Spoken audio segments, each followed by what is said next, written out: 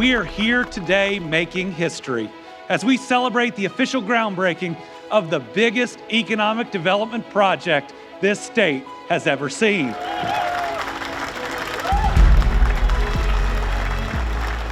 I tell everybody that asks, it's an engineering marvel. It's just incredible. Seeing this come to fruition, I'd imagine when it really does just hit the zenith of this, then we're going to be excited.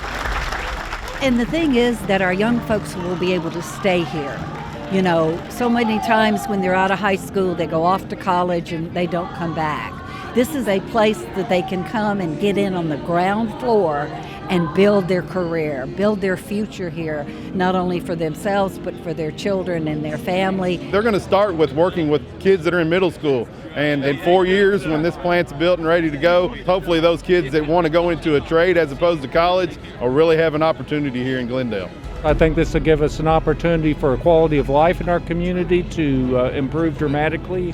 The business will just keep regenerating and growing, I think, and that will bring others to our community as well. To feel like our community was chosen and because we will do what's required to make it happen, we'll be a part of making that evolution in the way products move and people move throughout our country.